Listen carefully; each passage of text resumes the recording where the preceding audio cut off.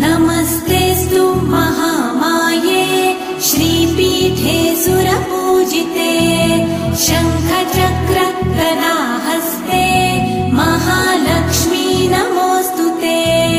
नमस्ते गरुडारूढे कोलासुरभयङ्करी सर्वपाप हरे देवी महालक्ष्मी नमोऽस्तुते।